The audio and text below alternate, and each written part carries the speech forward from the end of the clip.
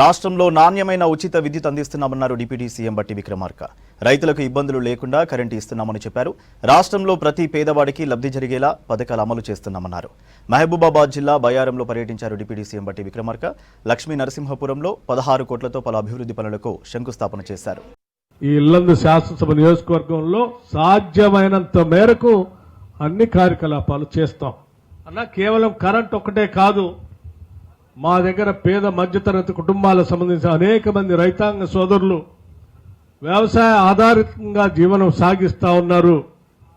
తులారాం project కానీ బయ్యారం చెరువు గురించి కూడా మీరు ఆలోచన చేసి వాటిని పూర్తి చేయడం కోసం రాష్ట్ర ప్రభుత్వం నుంచి నిర్ణయం చేయాలి అని చెప్పి వారు మీ అందరి తరఫున ఈ వేదిక నుంచి అడుగుతా ఉంటే డెఫినెట్గా తప్పనిసరిగా వాటిపైన ఆలోచన చేద్దాం బ్రదర్ అని నేను వారికి చెప్పడం జరిగింది. మీ అందరికి కూడా ఇక్కడి నుంచి మాటిస్తా ఉన్నాం. రాష్ట్ర ప్రభుత్వం, ఈ రాష్ట్ర ముఖ్యమంత్రి రేవంత్ రెడ్డి గారి నాయకత్వంలో యావత్ కేబినెట్ మొత్తం కూడా రాష్ట్ర ప్రజల సంక్షేమం కోసం, వాళ్ళ అవసరం కోసమే ఈ రాష్ట్ర బడ్జెట్ ని ఖర్చు పెట్టే కార్యక్రమంలో భాగంగా ముందుకు పోతా ఉన్నాం. వారి అవసరాలు ప్రాధాన్యతను దృష్టిలో పెట్టుకొని ఆ అవసరాలను తీర్చడం కోసమే ముందు ప్రయారిటీగా చేస్తున్నాం. ఈ శాసనసభ నియోజకవర్గంలో కూడా నీటిపారుదలకు సంబంధించినటువంటి బయ్యారం తులారం ప్రాజెక్టు కూడా ప్రజల అవసరాల కోసం ముందంజలో ఉంది కాబట్టి తప్పనిసరిగా వీటిపైన దృష్టి సారించి భవిష్యత్తులో వీటన్నిటినీ మీకు అందించడం కోసం ప్రయత్నం చేస్తామని చెప్పి మీ అందరికీ రాష్ట్ర ప్రభుత్వం తరఫున చెప్తా ఉన్నాం. రాష్ట్ర వ్యాప్తంగా 200 యూనిట్ లోపల వరకు మీరు కరెంటు వాడుకుంటూ ఉంటుంటే ఉచితంగా కరెంటుని ఇస్తామని చెప్పి పేదవాళ్ళకి ఇబ్బంది లేకుండా ఉండేటట్టుగా ఈరోజు రాష్ట్ర వ్యాప్తంగా దాదాపు 85-90% ప్రతి గ్రామంలో పేదవాళ్లు 200 యూనిట్లు కరెంటు ఉచితంగా ఈరోజు వాడుకుంటున్నారు. వాళ్ల బిల్లంతా మీ అందరి తరఫున రాష్ట్ర ప్రభుత్వం కరెంటు శాఖకి డబ్బులు కడతా ఉన్నాం.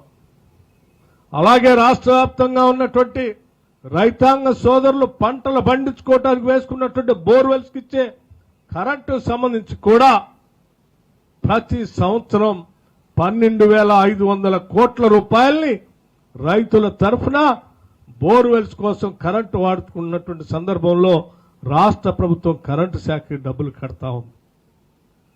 రైతులు కరెంటు శాఖ కట్టేటువంటి డబ్బులతో పాటు 21,000 కోట్ల రూపాయల్ని రుణమాఫీ చేశాం. అట్లాగే రైతు భరోసా పేరు మీద సంవత్సరానికి 12,000 రూపాయలు ఎకరానికి ఇచ్చేటువంటి కార్యక్రమాన్ని చేపట్టాం.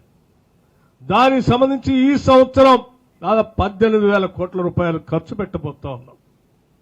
భూమి లేని నిరుపేద కుటుంబాలకి ప్రతి కుటుంబానికి సంవత్సరానికి 12,000 రూపాయలు వారికి ఇంటికి ఇచ్చేటువంటి కార్యక్రమాన్ని కూడా చేపట్టాం.